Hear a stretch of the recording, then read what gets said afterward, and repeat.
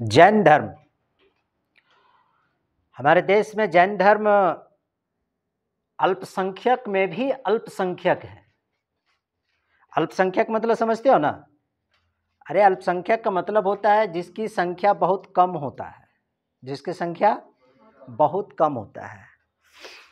ऐसे अमूमन तो हमारे देश में, भारत में अल्पसंख्यक का जो सर्टिफिकेट जिसने लिया है ना, अल्पसंख्यक का सर्टिफिकेट, वो अल्पसंख्यक का सर्टिफिकेट जो है सिर्फ मुसलमानों ने ही ले लिया रखा है। लेकिन ये नहीं पता है लोगों को कि देश में मुस्लिमों की भी संख्या से भी कम संख्या है।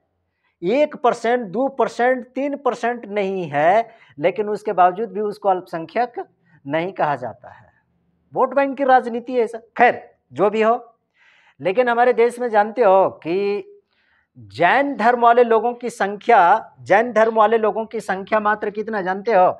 जैन धर्म वाले लोगों की संख्या जो मात्र है 0.72% है। कितना है? 0.72% है जैन धर्म वाले लोगों को। मतलब 1% भी इसकी संख्या नहीं है हमारे देश में। लेकिन बहुत ही शांति प्रिय धर्म है ये, बहुत शांति प्रिय धर्म जैन धर्म। अरे बड़े बड़े करोड़पति अरबपति के घराने के लोग, राजघराने के लोग जैन धर्म में दीक्षा ले लेते हैं, जैन भिक्षु लोग बन जाते हैं। राजमहल को छोड़कर, सुख वैभव को त्याग करके भी लोग जैन धर्म को लोग पालन कर लेता है। जैन धर्म सबकी बस की बात नहीं है। जैन धर्म का पालन करना या जैन भिक्षु बनना सबकी बस की बात नहीं होती है। जैन भिक्षु लोग जो होते हैं ना, सबसे कम संख्या में है। अभी आपने देखा कि जैन भिक्षुओं की संख्या लगभग कितनी है? 0.72%, मतलब 1% भी नहीं है हमारे देश में। लेकिन इसको अल्पसंख्यक नहीं कहेगा। अल्पसंख्यक किसको कहेगा? जिसकी संख्या लगभग 18 से लगभग 20% की जिसकी जनसंख्या है मुसलमानों की, उसको अल्पसंख्यक कहते हैं नेता लोग। लेकिन इसको अल्पसंख्यक नहीं है, नहीं कहते हैं। पारसियों की भी संख्या जो इस 1% से भी कम है, लेकिन उसको भी अल्पसंख्यक लोग नहीं कहेंगे। कमाल की बात है। अल्पसंख्यक है, अल्पसंख्यक में भी अल्पसंख्यक है हमारे देश में जैन धर्म के लोग। लेकिन सबसे ज्यादा शिक्षित लोग होते हैं, सबसे ज्यादा शिक्षित। खाली किसी भी जाति धर्म के लोगों की बहुत बड़ी जनसंख्या हो जाने से कुछ नहीं होता है। सबसे शिक्षित लोग हैं ये, सबसे अधिक शिक्षित लोग हैं। कौन? जैन धर्म के लोग सबसे अधिक शिक्षित है। सबसे अधिक आपको शिक्षित मिलेगा। कौन लोग? जैन धर्म के लोग, सबसे अधिक पढ़ा लिखा लोग, बड़े बड़े लोग मिलते हैं। कोई गरीब आपको नहीं देखने को मिलेगा। इतनी कम जनसंख्या है जैन धर्म वाले लोगों की, इतनी कम जनसंख्या है कि भारत सरकार को ये लगभग, इतनी कम जनसंख्या 1% भी नहीं, लेकिन भारत सरकार को जानते हो ये कितना टैक्स देता है? लगभग 24% टैक्स ये अकेला देता है। बताओ, 24% टैक्स देता है ये हमारे देश की सरकार को। कुल जीडीपी में भी इसका बहुत बड़ा योगदान है हमारे देश के जीडीपी में। लेकिन इसको अल्पसंख्यक का भी दर्जा नहीं दिया गया है। कभी सुना है कि जैन धर्म वाले लोगों ने कभी मतलब सड़क पर हो हंगामा किया है? कभी रोजगार के लिए, तो कभी पानी के लिए, तो कभी नौकरी के लिए। जैन धर्म के लोग कभी ऐसा नहीं करता है। सब शिक्षित लोग होते हैं, सब पढ़े लिखे वर्ग के लोग होते हैं, सब उद्योगपति लोग होते हैं। ये सभी सब जैन धर्म का दीक्षा प्राप्त करना बहुत ही कठिन होता है, बहुत कठिन एकदम। जिस प्रकार से शादी विवाह होती है ना, उसी प्रकार से जैन धर्म में जो दीक्षा जो लेता है ना, उसका इसी प्रकार से कार्यक्रम होता है। पूरा एकदम जो भी सारे आपके पास जो भी सारे अच्छे वस्त्र हैं सबको त्याग देना पड़ेगा। एकदम सादा वस्त्र में इसमें लड़कियां भी दीक्षा लेती है, लड़के लोग भी इसमें दीक्षा लेते हैं, किसी भी उम्र के लोग दीक्षा लेते हैं। पिछले महीने हमने सुना था कि गुजरात का एक व्यापारी था। गुजरात का एक व्यापारी, उसका बेटा 12 साल का बेटा था, भव्य नाम है, 12 साल का बेटा, हीरे का बहुत बड़ा कारोबारी। उसका बाप 12 साल का, 6ठी क्लास में पढ़ता था। फरारी गाड़ी से वो स्कूल जाता था, फरारी गाड़ी से, और उस फरारी गाड़ी की कीमत लगभग करोड़ों रुपया में है। फरारी गाड़ी से, सारी सुख वैभव को त्याग करके 12 वर्ष की उम्र में उन्होंने जैन धर्म को ग्रहण कर लिया, जैन धर्म को की दीक्षा ले लिया। बहुत शांति प्रिय ये धर्म है, लेकिन अल्पसंख्यक में, बहुत कम संख्या में। इसकी कभी कोई भारत सरकार इसके लिए कभी कोई योजना, कभी कोई पॉलिसी भी वगैरह भी नहीं है, बहुत कम संख्या में, लेकिन इसको अल्पसंख्यक। हमारे देश में देखो, किसी भी जाति के अगर बहुसंख्यक है तो भी परेशानी, और 15% में 18% में तो भी परेशानी उत्पन्न करता है। हमारे देश के अल्पसंख्यक लोग हमरा मारू, हमरा पीटू, हमरा डेंगाबू, सरकार हमरा लिए ये नहीं करता है। अरे छोटा लोग, तुमसे भी कोई का अल्पसंख्यक में मात्र 1% पे नहीं है, कभी कोई हो हल्ला करता है? ये कभी कोई हो हल्ला गुल्ला कुछ नहीं करता है। उस वैभव ने 12 वर्ष की उम्र में जैन भिक्षु बन गया। जैन भिक्षु बनने के लिए बहुत ही कष्ट झेलना पड़ता है, बहुत कष्ट झेलना पड़ता है। उसके बाल को, माथे के बाल को समूल नष्ट कर दिया जाता है। समूल नष्ट, समूल नष्ट का मतलब जानते हैं? समूल नष्ट का मतलब होता है माथा का जो बाल होता है, चाहे वह महिला हो या पुरुष हो, चाहे किसी भी उम्र का हो, जैन भिक्षु बनने के लिए समूल बाल को समूल नष्ट कर दिया जाता है। मतलब उसका कुछ होगा, कुछ ऐसा, कुछ तकनीक, कुछ ऐसा कोई होगा, कुछ तौर तरीका कि माथा का बाल को ऐसा कबाड़ा जाता है, ऐसा कबाड़ा जाता है कि जीवन में फिर कभी बाल उगता नहीं है उसके माथे पर। समूल नष्ट कर दिया जाता है। समूल नष्ट का मतलब जड़ सहित कबाड़ दिया जाता है। इतना कष्टदायक होता है, पूरे माथा में कुछ दिनों तक पूरा घाव वगैरह हो जाता है एकदम। कोई डॉक्टरी कुछ नहीं करवाता है, सब ऐसा ही ठीक हो जाता है। कमाल की बात है। इसलिए जैन धर्म जो था हमारे देश में, जैन धर्म का जो प्रथम जो क्या कहते हैं उसको, जैन धर्म का प्रथम जो भिक्षु जो था वो कौन था जानते हो? वो कौन था? ऋषभ देव था। कौन था? ऋषभ देव। जैन धर्म के प्रथम तीर्थंकर, प्रथम तीर्थंकर कहा जाता है। जैन धर्म के प्रथम तीर्थंकर कौन था? ऋषभ देव था। ऋषभ देव के बाद देखिए कि जैन धर्म में जो 23वां जो तीर्थकर जो हुआ ना, 23वां तीर्थकर, वह पार्श्वनाथ था। कौन था? पार्श्वनाथ। पार्श्वनाथ झारखंड में नहीं, यहाँ पारसनाथ धाम गाना भी एक तो चलल था ना जी, ले ले जी बोगे तोरा पारसनाथ का मेला। गाना सुनी है ना?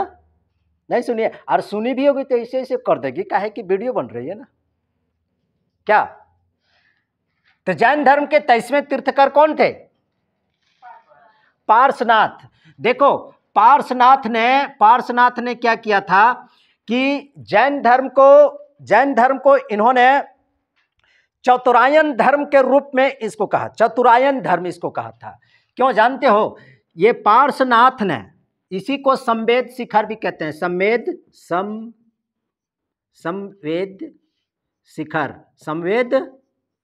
शिखर है ना जी झारखंड में, संवेद शिखर। अरे यहां पर नहीं है, पारसनाथ पहाड़ नहीं है, संवेद शिखर। तो 23वें तीर्थकार हुए थे कौन? पार्श्वनाथ।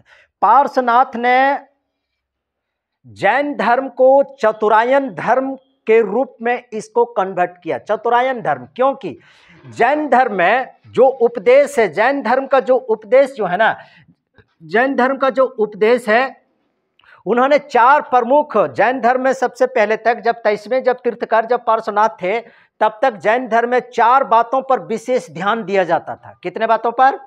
4 बातों पर बहुत ज्यादा ध्यान दिया जाता था। जैसे पहला क्या? पहला है झूठ नहीं बोलना। किसी भी कीमत पर जो भी परिस्थिति आ जाए, जैन धर्म के लोग कभी झूठ नहीं बोलेगा।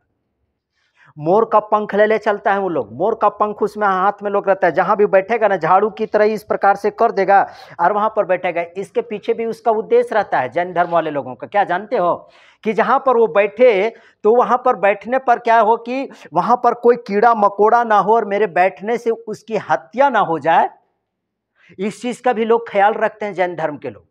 झूठ तो कभी बोलते भी नहीं।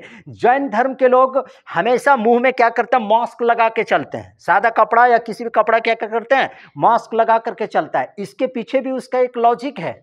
क्या जानते हो, जैसे हम लोग जब श्वास जब लेते हैं अंदर फेफड़े में जब जाता है तो हवा में बहुत सारे कीट पतंग, जिसे इतना छोटा छोटा होता है जिसे हम लोग अपनी नंगी आंखों से देख नहीं सकते हैं। क्या कर रहा है जे, रखिए मोबाइल, तो अपनी नंगी आंखों से नहीं देख सकते हो, तो श्वास के माध्यम से बहुत सारे छोटे छोटे कीड़े मकोड़े अंदर चला जाता है, और वो जब अंदर जब चला जाएगा तब क्या होगा, उसकी हत्या हो जाएगी। इस चीज का भी लोग ख्याल रखते हैं कि एक भी जीव जंतु को हत्या की दूर की बात, उसको कष्ट नहीं पहुंचाने का इसका मुख्य उद्देश्य होता है जैन धर्म वाले लोगों को। एक बात और मैं बता देता हूं, जैन धर्म वाले लोग कभी दही नहीं खाते हैं। क्यों बताओ? जैन धर्म वाले लोग कभी दही नहीं खाते हैं क्योंकि ये लोग अहिंसा के पुजारी हैं। हत्या तो दूर की बात, किसी को चोट पहुंचाना तक भी इन लोगों का उद्देश्य नहीं होता है जैन धर्म वाले लोगों का। दही लोग इसलिए नहीं खाते हैं, सुन लो, जैसे दही जब जमता है तो उसमें एक प्रकार की बैक्टीरिया होती है।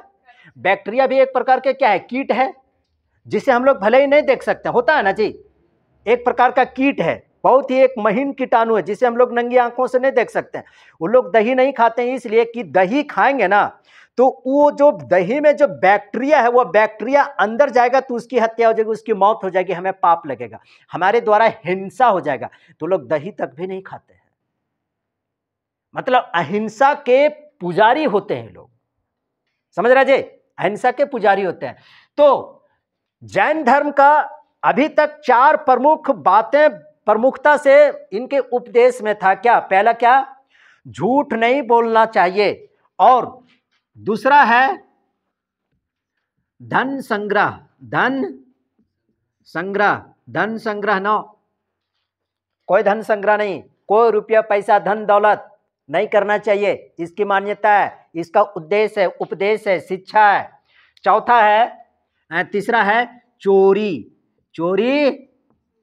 नहीं करनी चाहिए। लेकिन भाई चाहे पढ़ल लिखल हो चाहे अनपढ़ हो, भाई तो सबसे ब्रांडेड चोर तो आपको तो पढ़े लिखे लोग ही मिलेंगे। क्या जी, मास्टर माइंड चोर आपको जितना मिलेगा सब किसमें, सब पढ़ा लिखा आदमी मिलता है कि नहीं मिलता है? नहीं मिलता है। अरे एकाध आध तो कहीं पर अगर कोई ईमानदार व्यक्ति अगर भेटा गया तो अलग चीज है, लेकिन अधिकांशतः तो सब तो सरकारी कर्मचारी लोग तो अधिकांशतः सब तो चोरी होता है। क्या जी, अधिकांशतः चोरी होता है। और चौथा इन्होंने बताया हिंसा। क्या? हिंसा नहीं करना है, हिंसा नहीं करना है। क्या क्या बताया? जैन धर्म के लोगों का उपदेश 4 ये प्रमुख रूप से उपदेश था। कब तक जानते हो? ये पार्श्वनाथ 23वें तीर्थकर जब तक वे थे, 23वें तीर्थकर पार्श्वनाथ, उन्होंने 4 उपदेश को बताया। झूठ नहीं बोलना चाहिए किसी भी कीमत पर, धन संग्रह बिल्कुल नहीं, चोरी बिल्कुल नहीं, और हिंसा बिल्कुल नहीं। हिंसा का मतलब क्या? मार काट एकदम। ये लोग प्योर एकदम पूरी तरह से शाकाहारी होता है ना, प्योर पूरी तरह से शाकाहारी। हमने अभी बताया ना, एक हाथ में लोग मोर का पंख ले चलता है, मोर का पंख लेके चलता है, और जहां पर भी बैठता है तो झाड़ेगा ताकि वहां पर कुछ अगर कीड़े मकोड़े हैं तो वहां से हट जाए तब बैठेगा, नहीं तो अगर उसकी हत्या हो जाएगी, उसको अगर कुछ नुकसान पहुंचेगा तो इसका मतलब उस जैन मुनि के द्वारा क्या हो जाएगा? हिंसा हो जाएगा। इसलिए ये लोग हिंसा बिल्कुल पसंद नहीं करते, इसलिए तो इतना शांति प्रिय है जी, इसलिए इतना शांति प्रिय है। तो समझिए, हाँ जी, पार्श्वनाथ में है जैन धर्म के लोग। अब यहाँ पर देखिए, हमने ये 4 जैन धर्म के 4 उपदेश, ये 4 उपदेश कब तक था जानते हैं? पार्श्वनाथ, इसीलिए 4 उपदेश थे। इसीलिए पार्श्वनाथ जब तक 23वें तीर्थकार थे ना, तो इसको चतुरायन कहा गया। क्या कहा गया था? चतुरायन। क्या कहा गया? चतुरायन धर्म। समझ रहा जी, क्या कहा गया? चतुरायन धर्म कहा गया। क्यों चतुरायन धर्म क्यों कहा गया? क्योंकि उस वक्त पार्श्वनाथ जब तक 23वें तीर्थकार थे तो इन्होंने जैन धर्म के लिए 4 सबसे बड़ा प्रमुख उपदेश को उन्होंने बताया। क्या? झूठ नहीं, धन संग्रह नहीं, चोरी नहीं, हिंसा नहीं। लेकिन ये पंचायन धर्म के रूप में भी परिवर्तन हो गया। पंचायन धर्म, जब महावीर स्वामी जब जैन धर्म के अंतिम और 24वें तीर्थकर जब बने, 24वें और अंतिम तीर्थकर जब बना ना जैन धर्म का, कौन? महावीर स्वामी।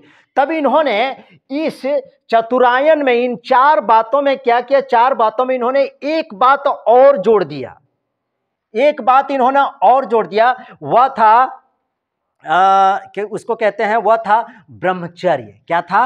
ब्रह्मचर्य। ब्रह्मचर्य। ब्रह्मचर्य का मतलब ब्रह्मचर्य का पालन करना है। तो कितना हो गया जी? 5 गो हो गया ना। जब 5 गो हो गया तो महावीर स्वामी ने इसको कौन सा धर्म के रूप में कहा? पंचायन धर्म। क्या कहा? पंचायन धर्म के रूप में इन्होंने इसको स्थापित किया। किसको? जैन धर्म को। पंचायन धर्म। बात समझ में आ गई? पंचायन धर्म ये कब बना? जब महावीर स्वामी ने ब्रह्मचर्य को भी क्या कर दिया? इसमें जोड़ दिया। जब तक ये 4 ठो उपदेश था तब तक ये चतुरायन धर्म कहलाया। लेकिन जब महावीर स्वामी अंतिम और 24वें तीर्थकर जब बने तो इन्होंने इनमें एक उपदेश को, एक चीज को और जोड़ दिया। वह क्या था? ब्रह्मचर्य को जोड़ दिया। तो ब्रह्मचर्य को जोड़ देने से क्या हो गया? 5 गो हो गया ना। तो पंचायन धर्म के रूप में कन्वर्ट। ब्रह्मचर्य का मतलब क्या होता है? जैन धर्म के लोग सब लोग क्या होता है कि ब्रह्मचर्य का पालन करते हैं। देखो, ब्रह्मचर्य का पालन करने का मतलब क्या हो गया कि लाल पीला हला रंग अरे यार, मैं आज हमारी जुबान कैसी हो जा रही है। मतलब ये ब्रह्मचर्य का मतलब क्या हो गया कि मनुष्यों को लाल, पीला, हरा, इन सभी बैगनी, पर्पल, इन सभी रंगों से दूर रहना। ब्रह्मचर्य का मतलब सीधा सीधा कहना है कि आजीवन कभी भी स्त्री पुरुष के संपर्क में नहीं जाना, अविवाहित रहना। अब मान लेते हैं कि जो अब ब्रह्मचर्य अपना, कल केकरो फोन आएगा, को डिस्टर्ब करेगा? कोकरो फोन उनके जरूरत है? बताओ तो। अगर कोई गिफ्ट उफ्ट की जरूरत है क्या? आप ककरो पास फसल है ये न है, वो ब्रह्मचर्य में है, सांसारिक जीवन से वह एकदम दूरी बना लिया है। और ऐसे भी महात्मा बुद्ध ने कह दिया है कि पूरी दुनिया है जो सो दुखों का क्या एक घर है, दुख का ही एक ठो घर है ना जी। तो ब्रह्मचर्य का पालन करना, ब्रह्मचर्य के पालन करने के जैन धर्म के लोग ब्रह्मचर्य का पालन करते हैं। इसीलिए ना इन लोगों को फोन की ज़रूरत है, ना हाय हेलो की ज़रूरत है, ना किसी के बर्थडे में जाने की ज़रूरत है, ना किसी को गिफ्ट देने की ज़रूरत है। कोई टेंशन नहीं, एकदम कुछ नहीं। ब्रह्मचर्य का पालन करना। काहे कि किसी को फ़ोन आ गया थी, किसी का फ़ोन आएगा तो किसी का फ़ोन आने वाला नहीं है। तो इस प्रकार से हमने आपको आज बताया, क्या क्या चीज़ हमने बताया?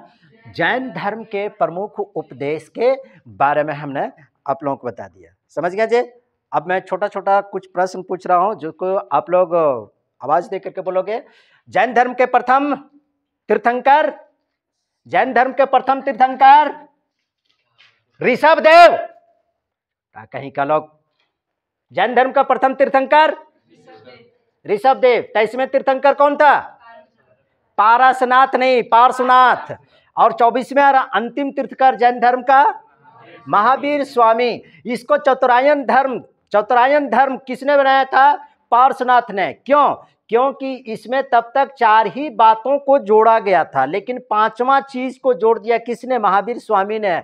कि भैया इधर उधर नैन मटक्का, लेफ्ट राइट, एजी ओजी कुछ नहीं चलेगा। इस चीज का भी पालन करना पड़ेगा। इसीलिए इसको पंचायन धर्म भी कह दिया गया। समझ में आया जी? लो जी, पंचायन धर्म